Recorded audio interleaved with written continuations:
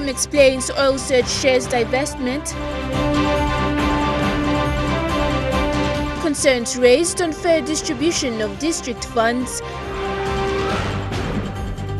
And Jiwaka Women's Group to help curb crime.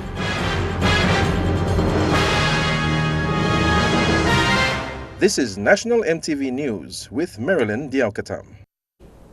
Good evening and thanks for joining me with Tuesday's news. A women's group recently launched in Jiwaka Province will help curb crime in the community. South Wagi Pilgrim Mamas Association was formed by a small group of mothers who wanted to give literacy lessons to youths and parents. Their aim is to ensure unemployed youths are able to start up small businesses. Mothers from the South Wagi Mamas Association had this initiative to address crimes, social problems, domestic violence, health awareness, and provide business skills assistance to the community. This opportunity to prime helping all line community this association. This women group lives in Avi community where their children involved in crime and ombro activities every day. Avi is a community where people from other provinces came to settle in little blocks. They have brought with them their cultures and behaviors and have influenced each other. Many of the parents do not have formal education, which is a big need for them. These mothers are concerned social issues might increase if nothing is done. Maybe got all social problems, so man Mary live on HIV now. He got all domestic problems, now something, so maybe I'm worried, maybe like come up with some line where maybe can come up with a post inside the community law. The women group will also be counseling young adults on unwanted pregnancy and married couples on family planning. Representatives from the Pacific Micro Limited Bank and Bank of Papua New Guinea also attended the launching to make awareness on banking. Yet you think one and big money, you make him or income you sex him. Caricam na save him one time money and save and not lose. The community was taught about financial inclusion, a strategy that all the people of PNG must have a bank account. Saving culture, financial literacy training, money, you yet card long. Adult literacy classes will also be offered to ensure they live in a good society. Vasinata Yama, National EMTV News, Mount Hagen. The Vocal Point police post in Lae, set on fire early this year, was reopened today for operation. The Chief Metropolitan Superintendent for Lae said the burning of the building was caused by youths from a nearby settlement at the area. The reconstruction of the building was fully funded by Wong Team and Company through a partnership agreement with Morobe Government, Lae District and the Police Department. Morobe Governor officiated the opening ceremony yesterday. This is the new reconstructed police post at Vocal Point, one of the hotspots for crime in Lae. The Wong Team and Company reconstructed it after it was set on fire by youths from a nearby settlement at the area on the 18th of February this year. This building contains two separate offices, a kitchen with a refrigerator and toilet for the duty officers. The Morobe governor, who was also present to officiate the opening, warned the public to respect and take care of this building. Second time you bar up in this land, you come to one settlement, the police can make him salad. Long good problem you and good problem man settlement are here to one. This police post was first built and opened by Wong Team and Company through a public-private partnership agreement between Morobe Provincial Government, Lae District and the Police Department on the 27th of September in 2011. The building was burned down early this year by youths from a nearby settlement from the area. And at that same time something will be burnt down, the very next day, Mr. Wong didn't hesitate. We will rebuild it again. The owner of Wong Team and Company, Hilma Wong, who was born and raised at Vocal Point, said he had seen the place go from a peaceful place 66 years ago into a notorious zone known for drugs, theft and murder. The company and his family contributed to rebuild the station in order to bring back law and order in this community. Because it's a community effort now. all of us are doing it, mainly because to try and make, Lake City a better city, According to police reports, the burning of the Vocal Point police post on the 18th of February this year was the second incident caused by youths from the area. Another is the police post at West Taraka, a suburb here in Leh that was set on fire by drunkards from the area on November last year. Leh's Chief Metropolitan Superintendent said the Vocal Point police post would be watched 24 hours by police as the base for the dog unit. Julie Badui Owa, National MTV News, Leh. The body of a 16-year-old student who was allegedly shot by police in Southern Highlands is at the Mendi General Hospital morgue. Results from a post-mortem revealed that the victim died from a stray bullet that entered his left armpit and exited the right. Father of the deceased, Joe Awai, said his son was on his way to play rugby when he was shot by police last Saturday. It is understood police engaged in an open fire with Erave youths who were collecting monies from patching potholes along the Highlands Highway. The deceased, Yamala Awai, is a grade 7 at Erave Primary School. The alleged killing occurred along Waloa village in Erave, and community leaders have petitioned Mendi police to identify and arrest the offender. More than 90 staff members of the Mainland Holdings Company in Leh were awarded for their services. The company hosted its biannual Long Service Awards, which saw staff and families attend to celebrate their achievements. Employees of the Mainland Holdings Company were treated to a fun-filled day with family. The company hosted its biannual Long Service Awards to recognize the efforts of their long-serving staff. Managing Director David Alcock gave his welcome address. Tete Big Pella Day belong 96 Pella Man Mary Long Kissim Awards. 96 employees were awarded for 10, 20, 30 and 40 years of service across the various divisions in the company.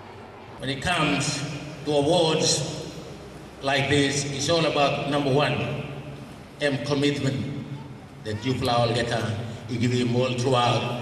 Amongst the recipients was a long-serving staff member, Julie Pinekian from Yanguru in East Sepik. We started work on the Mainland Holdings in 1987. We started also with Secretary Graham Gaudi. She is now the administration manager of the crocodile farm. We have work on the company. 30 years now. The Mainland Holdings Company has been operating for 42 years now, providing employment for more than 2,000 staff nationwide. The efforts of long-serving as well as outstanding staff were also acknowledged. Lucy Kopana, National MTV News, Leh. Prime Minister Peter O'Neill says the national government has a long-term commitment for the autonomous region of Bougainville. Despite political differences, the Prime Minister says Bougainville remains a priority due to the referendum in 2019. The Prime Minister was responding to a series of questions raised this afternoon by South Bougainville MP Timothy Massieu if the autonomous region of Bougainville was still an important agenda of the stand National Parliament. Because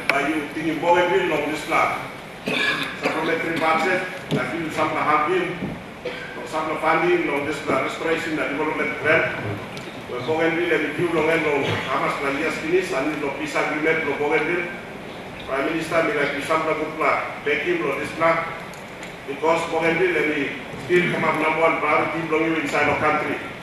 Please, members of Parliament, or ministers, look at Muslim people of Bougainville. Because this issue of Bougainville has not finished good yet. But the Prime Minister without delay told Parliament that Bougainville's priority is set in the 2017 national budget and will not be changed. Mr. Speaker, the priorities and the commitments to Bougainville set out in the 2017 budget is not changing. The commitments are still there. The Prime Minister assured Bougainvilleans the national government has a long-term commitment, and one of the important agenda is the 2019 referendum. Proposed a referendum that is taking place, but I want to make a very clear position of government, and that is that the referendum is subject to all fulfillment of all the obligations clearly stated in the peace agreement. That includes a proper establishment of rule of law, proper establishment of a government structure in Bougainville, proper disposal of weapons. So all those issues are yet to be met, Mr. Speaker, as we speak today. So it's a long way off, so I don't want Papua New Guinea and Bougainvilleans to think that it's an easy path. Just that we will tomorrow wake up and we'll go and have a referendum. It may be such that it'll be not possible. So we need to work between now and then to work harder in making sure that we attend to the issues that are clearly defined and stated in the peace agreement, Mr. Speaker. So that is issues that we all have to work together. On the restoration and development grants, the Prime Minister said to meet with the autonomous Bougainville government. Prior to us coming into government in 2012, Mr. Speaker, there were delays in the payments to Bougainville. And going back to the restoration grants, Mr. Speaker, one issue that we are having difficulty reconciling between our officials and the officials in Bougainville is about the formula of the increments that are supposed to be done every year. Bougainvilleans have got a different interpretation to the formula in the peace agreement, and we have a different interpretation. The amounts that have been now stated by the Bougainvillean is something that even PNG government in the future cannot be able to afford. So we all have to come and sit down and work a reasonable arrangement and cut off a figure that we all can afford and fund Bougainville well into the long-term future. However, a date for the Joint Supervisory Body meeting is yet to be finalized, a meeting which is supposed to discuss important matters concerning Bougainville. Fabian Haklitz, EMTV News. The Omakovi water supply in Astenima on West Coast Bougainville has benefited over 600 people. This project, funded under the Bougainville Community Grant Project worth 87,000 kina, has brought hope to the people who have been affected by volcanic activity. District Community Development Officer Fabian Kotzin thanked the stakeholders for realizing the need for a water supply since Astenima can only be accessed by sea transport. He said access to clean water is important for health. You're with National EMTV News. We'll have more stories making headlines when we come back. Stay tuned.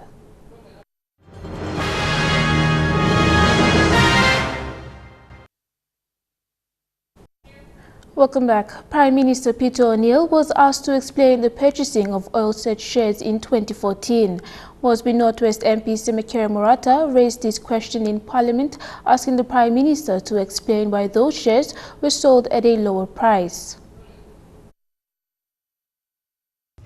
Semekere was the first MP to raise a question without notice this afternoon.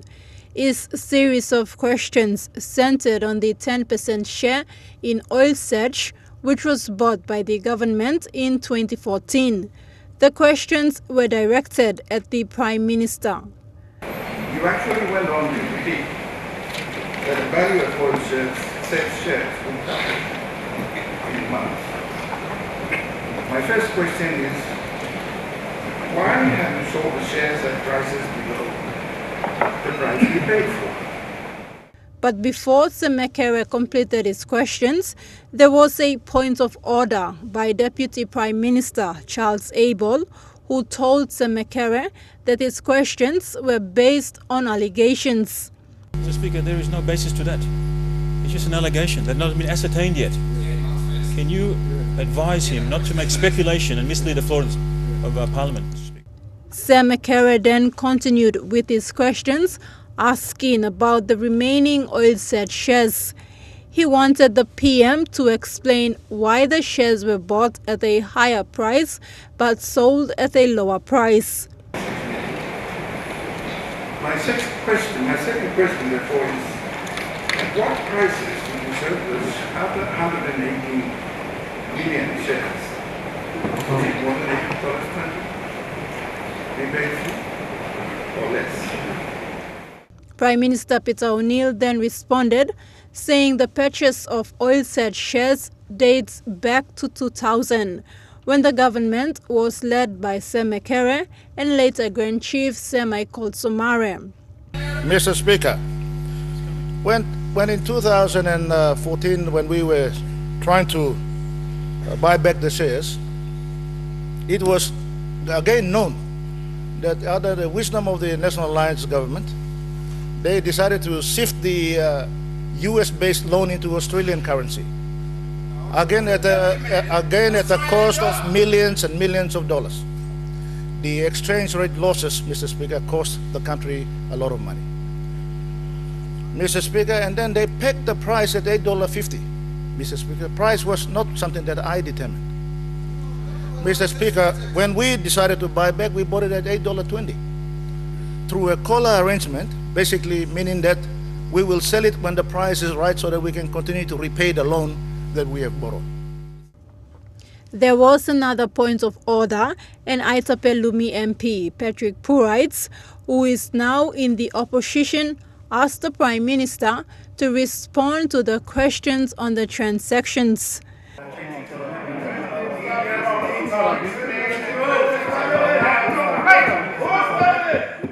PM O'Neill then told the Parliament that a proper report on this will be presented in Parliament once it is ready. For the benefit of the member for Moresby Northwest, Kumul Petroleum Holdings is required by law to table their annual reports and all their transactions to Parliament, which I will do so, Mr. Speaker. Which I will do so. Mr. Speaker, there is nothing to hide. However, he told the House that the purchasing of these shares was for the good of PNG. Thakla Gunga, National EMTV News. The much talked about Manu Manu land deal made its way back on the floor of Parliament during question time after the House reconvened this afternoon. The member for Karakuhiri questioned the Prime Minister on the status of the Commission of Inquiry and whether he would honour his commitment. The Prime Minister in response said the matter is before the courts as a law firm is questioning the legality of all land inquiries and that the administrative inquiry would be tabled on the floor of Parliament once it is ready. Land matter in Milne Bay or the Woodlark Island land, that he would give back my people's land. My question is whether or not he will honor that commitment. Thank you, Mr. Speaker. Mr. Prime Minister. Thank you, Mr. Speaker, and I thank the good member for Karakuhiri for his question. There is a court order, as I explained publicly, in place, questioning the legality of all the Commission of Inquiry brought about by Postman Kua lawyers in reference to the inquiry that we have established on the legal fees, the saga that has been going on. That report is ready to be tabled in Parliament, but unfortunately the law firm has got a court order questioning the legality of commissions of inquiry. While the state is handling that matter, I have established the administrative inquiry because the public need to know what has been happening with the land that he's talking about. I'm advised that the administrative inquiry is coming to its conclusion, and as I have indicated, I will table that the report on the floor of Parliament for the benefit of all the members and the public at large. Thank you, Mr. Speaker. I will do so as soon as it's ready. Thank you. Meanwhile, the Prime Minister said the appointment of the two MPs who were alleged to be involved in the land deal are entitled to their ministerial portfolio for this new Parliament as mandated leaders. He says upon the appointment of the two ministers, he did not receive any reports from the Ombudsman Commission or other authorities questioning their reappointment to ministerial positions. This was in reply to a question raised by a member for Notfly, James Donald, on allegations of ministers in the previous government involved in the Manu Manu land deal.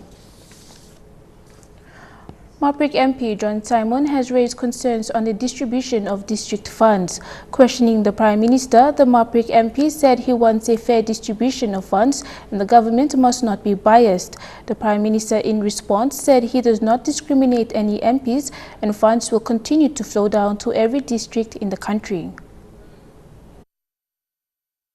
The Maprik MP, during questions without notice, asked the Prime Minister to come clear on rumours that MPs in the government side have received their DSIP funds ahead of the opposition members.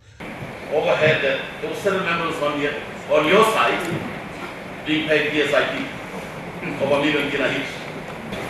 Prime Minister, it would be a very honourable thing for you to do for all of us by making sure all of us get our DSIP. The Prime Minister, in a short and sharp response, said, Mina wambla man lo discriminate. Mina wambla man lo talk backside lo wambla man. Mina wambla man lo walking wrong passing lo wambla man. So I'm yet you saw. And he reassured the members that the government will continue to put money to districts and provinces. There's the DSIP program, na PSIP program, by no stop. Also money sort liklik the yung sa ECC. So money stop and by go yet. Meanwhile, ECP Governor Alan Bird raised concerns on the availability of functional grants in ECP province. The governor said ECP has been behind in terms of funding, which has resulted in a number of 8 posts shutting down. 216 blind posts now passed because we plan not to sustain in service delivery. We understand also the governor Minister of all do, he got one candidate. Answering the governor's question, Deputy Prime Minister and Treasurer Charles Abel says a proper investigation will be carried out to why funds are not reaching ECP. The first report I've received from Treasury indicates information a little bit different. That in fact the cuts or the lack of funding there is not as severe as the governor is saying. So we need to reconcile some of these reports and information. But suffice to say, Mr. Speaker, that it is concerning, and we'll make sure that we look into it. And if there's a shortfall, we will do everything in our power, Mr. Speaker, to make sure that important funding gets down to ECP province and the other provinces that are also experiencing similar issues. Stanley Ove Jr., National EMTV News. Grand Chief Sir Michael Somare and Lady Veronica were present for the resuming of Parliament session this afternoon. They were escorted into the chambers just minutes before the start of Parliament.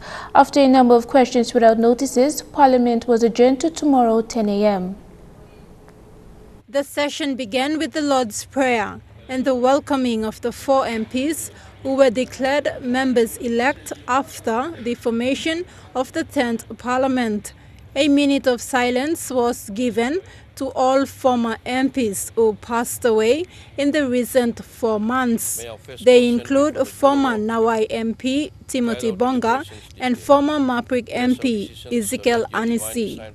Questions without notice began with a slight mistake, as Mekere was mistakenly called the member for Mosby North East. And later, East Sipi Governor Alan Bird was mistakenly referred to as Oro Governor. This was also the first Parliament session for Bulolo MP and Pangu Party leader Sam Basil to sit in the government side, and he did so in the backbench with Enga Governor Peter Ipotas. On the opposition side, Aitapelumi MP Patrick Purites sat in the opposition leader's chair, and South Bougainville MP Timothy Maisiu sat next to him. Tekla Gunga, National EMTV News. A week-long sub-national forum started in Medang today recognizing women's participation in politics. The program is part of the United Nations Development Program and its advocacy work on promoting more women parliamentarians. I plan to fix it. They're here because I care. Despite not having women representatives in this parliament, women around the country are working to ensure they participate in parliament in future. Member for Medang Brian Kramer, who missed out on today's parliament sitting, joined the registrar for political parties and candidates Dr. Alphonse Gelu at the forum. Kramer spoke of his experience in the 2017 national election as a way of helping women plan ahead. So this workshop is to do with a sub-national level, to the provincial and local level elections that are coming up next year. And so I decided to not attend the first Parliament Day sitting and also a number of important caucus meetings to participate at this workshop, as I see it is strategically important for long-term in terms of women improving their position for becoming elected members of Parliament. And that's important for the country because women represent 50% of our country's population. Therefore, they are best placed to understand their constituents, so the 50% of the population's specific needs. Dr. Alphonse Gelu emphasized the need for his organization to support the cause to promote more women leaders in the country. This is a very important forum in which UNDP is organized to allow women throughout Papua New Guinea to talk about issues facing women, especially in their attempt to get themselves elected into Parliament. It's a very important development issue, and that is on equal representation by both men and women. So this forum would allow our women to talk about this, with UNDP facilitating this, At the same time, we have stakeholders that are also involved, the Papua New Guinea Electoral Commission, the registry of political parties. So to try and find out ways in which we can start preparing women for the next election. UN Representative David Ephraim says 110 people were invited to the forum, mostly women. Well, we're pretty impressed with the attendance. As you can see from this conference, they have very diverse group of people from the Highlands, Southern and New Guinea Islands, including from the Momasek. The different parties and individuals involved in the forum are hoping the program as such will inspire and provide ideas for women inspiring to be politicians. Godwin Eki, National, EMTV News. Minister for Works and Implementation Michael Nali has announced that the Lalaki Bridge is part of the government priority to replace all temporary single-lane Bailey bridges with double-lane standard bridges. The minister made these remarks upon visiting the newly constructed Lalaki and Brown River bridges. He said under a three-stage agreement with the Asian Development Bank, Central Province will receive 6 projects where old bridges will be replaced. He said the second stage will involve major bridges along the West New Britain, the Mereng Ramu and the Sipik highways. The minister also urged all stakeholders, road users and general public to work together with the Works Department to ensure projects are completed on time for people to enjoy the full benefit of these investments. A lot of money. Yes. There's one thing that I ask from us Papua New Guineans is that sometimes we have this mentality of thinking that, I'm something block government, but you tell me who is government? There's no car called government or no human being that is called government. We are the government, we are the people, we are the ones that be using these roads and the bridges. So we must always take ownership of infrastructure like this, because these cost a lot of money and a lot of time. And for this kind of project to come into our doorsteps takes a lot of time. A lot of people put in a lot of time. It takes men with courage, and it also takes some real men with a lot of courage to also appreciate and understand and give us this kind of money to have this kind of infrastructure built. And now looking at our finance news, the kina closed unchanged at $0.3125 US in the interbank market. At Bank South Pacific, your kina was buying $0.3050 US, $0.3802 Australian dollars, $0.2533 euro, and 33.72 Japanese yen. Looking at commodity prices at New York close, gold and copper closed the day higher, while coffee and cocoa closed the day lower. Palm oil and copper closed the day lower, and crude oil closed the day higher. And on the stock market, the Dow Jones closed at 53.50 points lower, the ASX closed at 6.53 points lower, and the All Ordinaries closed at 6.84 points lower as well.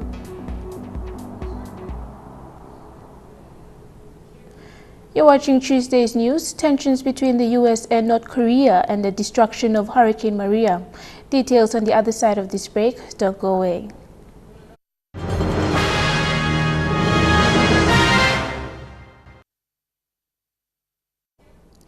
Welcome back, and now to stories making headlines overseas. The White House has labeled accusations declaring war on North Korea as absurd. It comes after the North Foreign Minister said recent comments made by President Trump has given them the right to take countermeasures, including shooting down US bombers, even if it isn't in the country's airspace. Korea firing back to what it claims was a declaration of war from President Trump.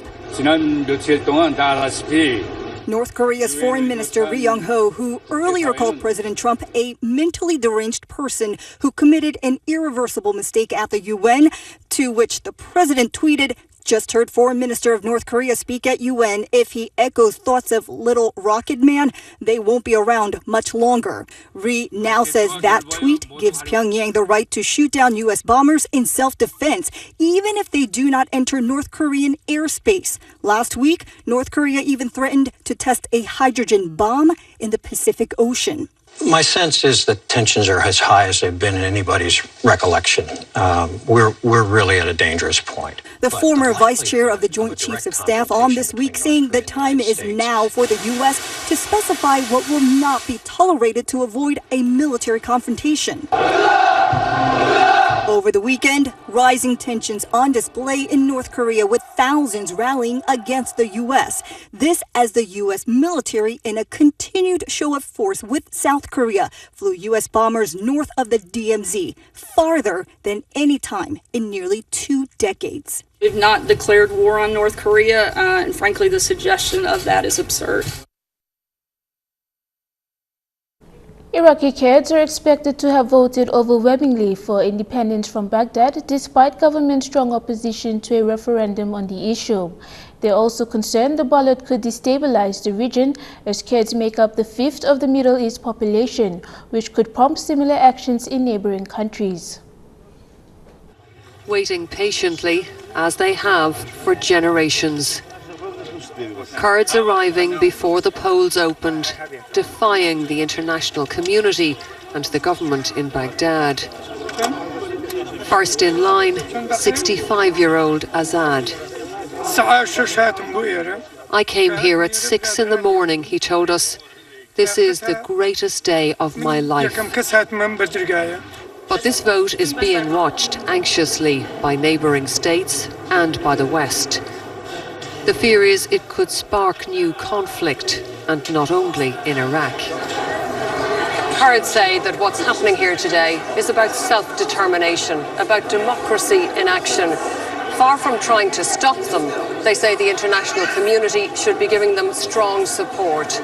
There is a real sense here of history in the making, and whatever comes next, the votes being cast today could reshape the Middle East. Even before the result, Kurds took to the streets in the city of Kirkuk. The oil-rich city is controlled by Kurdish forces, but also claimed by the central government in Baghdad. And the divisions here are now all too clear. In Arab neighbourhoods, we found a very stark contrast. No referendum fever here. But for the Kurds tonight, time to celebrate. They say the referendum is a mandate for negotiations with Baghdad. They won't be redrawing borders or declaring independence in the morning, but they have passed a point of no return. Hurricane Maria left millions in Puerto Rico without power and running water, and now they're running out of food. Emergency officials are there to see for themselves just how bad things really are. This woman doesn't even know who I am, but I'm the first person she's seen land here since Hurricane Maria battered the island. The floods, the debris, the lack of power, all making already hard to get to areas even tougher to reach. Even FEMA hasn't set foot in some parts of Puerto Rico. We took a chopper from San Juan to remote areas largely unseen, like a small town next to the Oaxaca Dam on the northwest part of the island. The dam has been breached, and the government ordered 70,000 nearby residents to evacuate. It is here in nearby Quebradillas where I was met with such emotion, the people starving for assistance. She says if something happens to that dam, that could be just as bad as the hurricane itself. Communications are so poor, many are asking us to send messages to their families. From the air, you can see why more than 3 million U.S. citizens could remain in the dark for months. This is the problem. This is why Puerto Rico, 100% of the island, doesn't have power right now. Granted, the infrastructure was vulnerable before Maria passed by, but you can see with these power lines down what the challenge is. They're completely collapsed. Heading further inland toward Utuado, the death toll is among the highest here. This is where we meet 56-year-old Rosario Heredia. She is diabetic, just had surgery, and is unemployed. Now, she doesn't have a home either. This is what Maria did to her home. Water spewing from every corner. By now, she thought help would have arrived. It hasn't. So she's hopeful that someone will help her. Para volver a reconstruir otra vez. To be able to rebuild this. Flying south to even more remote Yauco. The roads are blocked, forcing us to find another way to get to this home. Coffee growers Gaspar Rodriguez and Doris Velez tell us the problem here is food. Most of what they have left has gone bad. He says you work and work and work and it's for nothing because he's lost everything.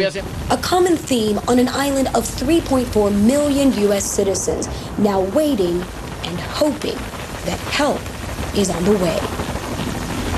And we're happy to report that we were able to reach out to people in New Jersey to let them know about their family in Quebradillas, one of the towns that we visited there. As we promised, we communicated their message, and their family in New Jersey said that they had not slept in days waiting to hear of how they were doing. As for the government, we asked them why they have not been able to get to those remote areas. They continue to say that the roads are a challenge, but they are also now calling on the U.S. Congress to develop an AIDS package that is flexible with money and time.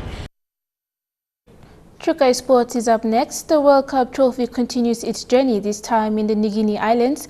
The Cowboys prepare for Sunday's NRL Grand Final and the Hunters on talkback. Stay tuned.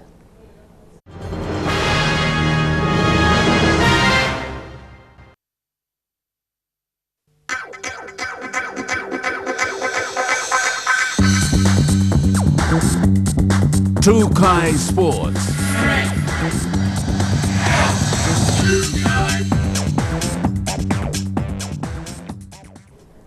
Welcome to Chukai Sports. The All-Search Trophy Tour continued their journey today as they left Port Moresby for East New Britain. The trophy will visit various places in East New Britain before travelling to Kavieng tomorrow.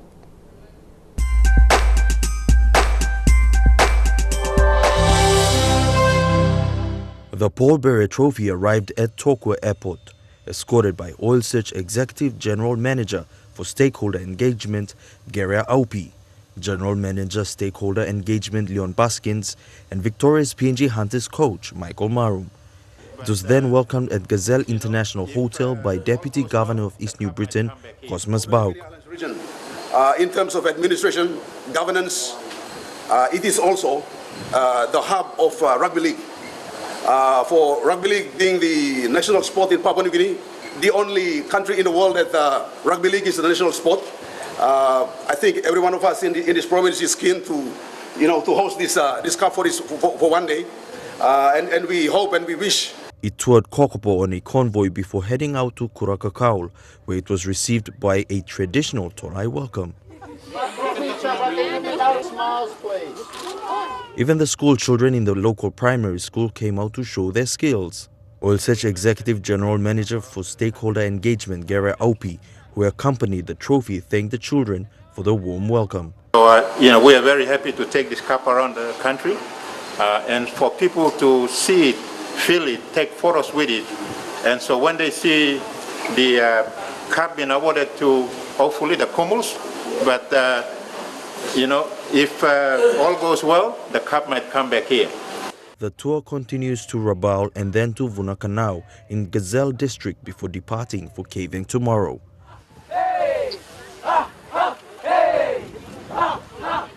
Elijah Levet, National EMTV Sports.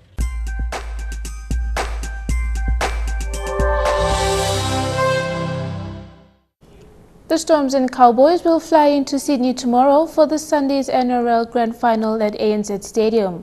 The Cowboys are hoping the giant killing run will continue.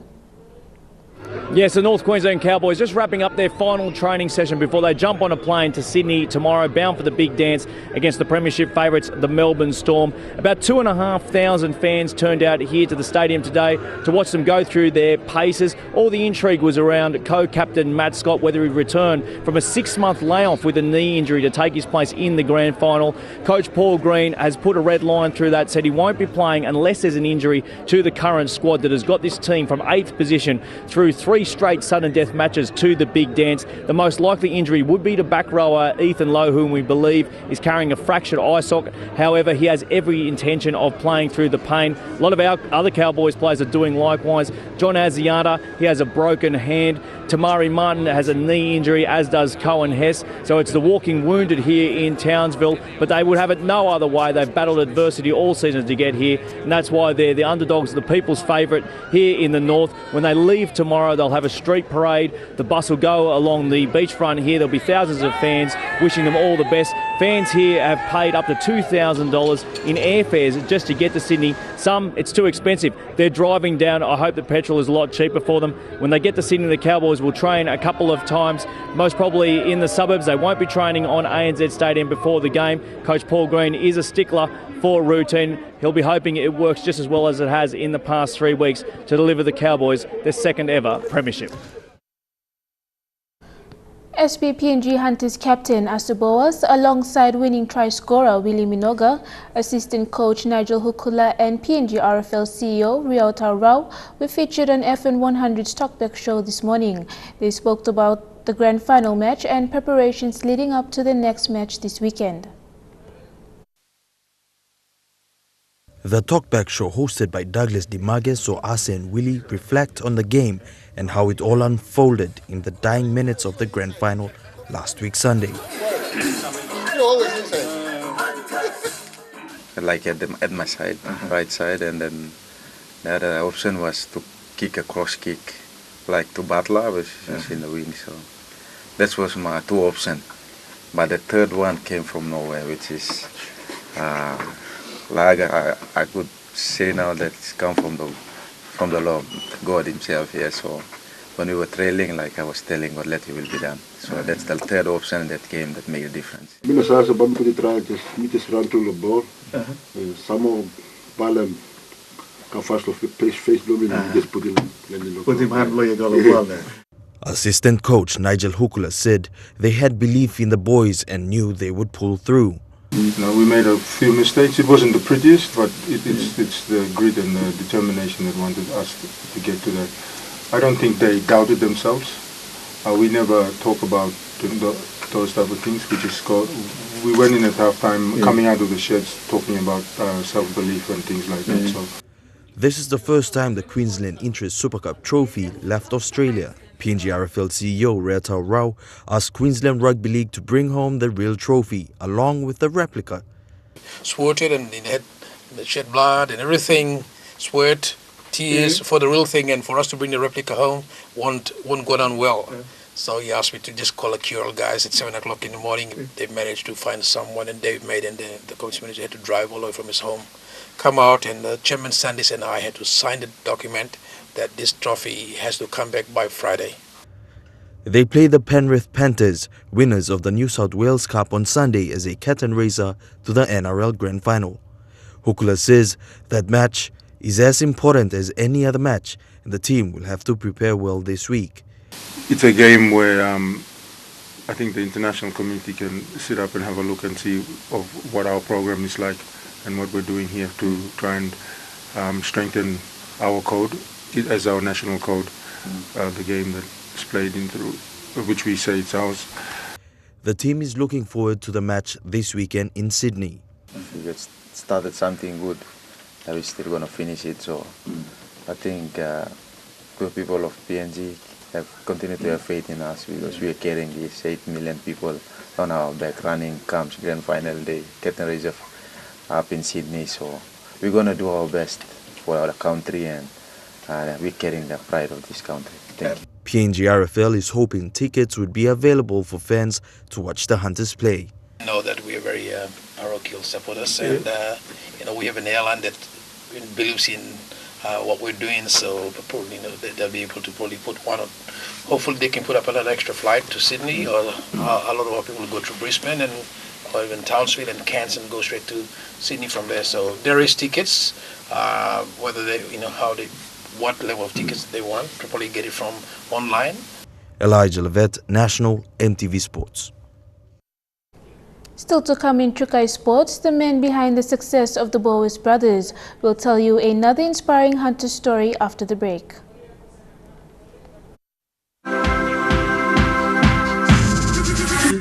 Trukai Sports. Welcome back to Trukai Sports. It was a proud and emotional moment for the country, but especially so for family and friends of the Hunters players who gathered at the Jackson's International Airport to welcome the heroes. EMTV caught up with one in particular, the man who raised the Hunters dynamic duo in Ase and Watson, their father Binuwali Boas. Looking all laid back and grasping the moment, while eldest son and PNG Hunters captain Ase lifting the Intra-Super Cup trophy for the first time was his father Binuwali Boas. This is the end result of that work from a long time ago when they were still young boys until now. So we knew that they had a talent, but we just supported them through, and we knew that they will get the Intra-Super Cup this year when he became the captain. Looking back at the game, while the Rugby League Mad Nation's hope of a grand final win may have hung in balance in the dying minutes, Binuwali knew his son would stand tall when it really mattered. The captain himself, whatever he says, he will achieve it. So I knew very well that they will come home with the cup. The combination of Boas brothers in the halves was what paved the way for the Hunters' success this season and has been everyone's talks.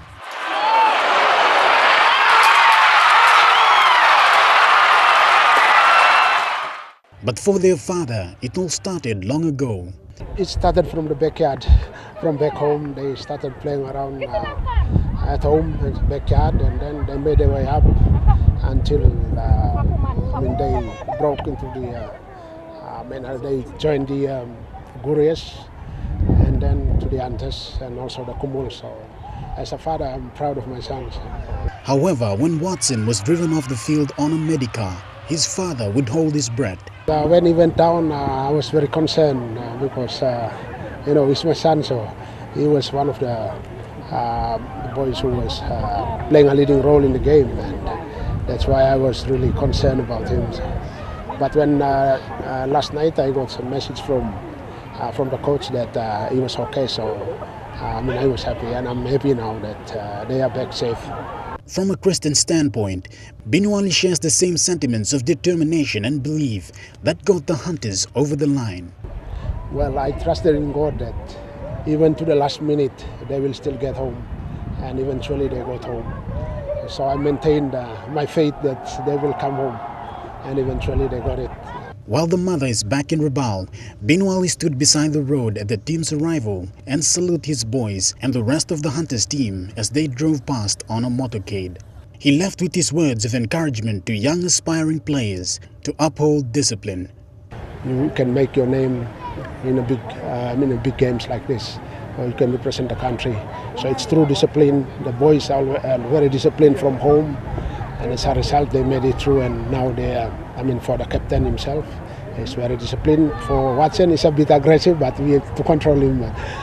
But otherwise, my word of encouragement to the young up-and-coming players, just maintain discipline, listen to the coach, just do the little things right, and one day you might end up somebody. Shane Soroya, National EMTV Sports. That's a wrap on Trukai Sports. I'll be back shortly with your weather details for the next 24 hours.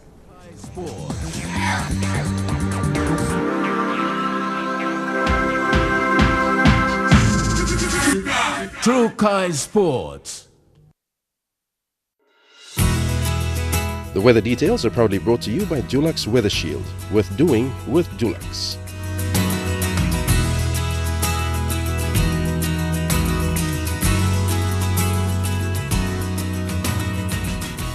And now looking at the weather forecast for tonight, in the southern region, fine although cloudy at times for all centers. In the Mamasa region, lay fine although cloudy at times and cloudy periods for Medang, Wewak and Vanimo. In the Guinea Islands, mostly fine for Lorengau, Kavieng, Kokopo, Rabaul and Buka, mostly fine. Morning fog, then fine for the Highlands region.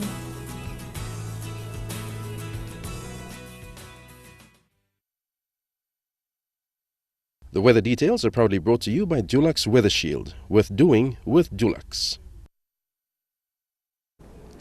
That's the news, sports and weather this Tuesday, the 26th of September 2017. From the entire EMTV News crew, I'm Marilyn Diakotama. Good night.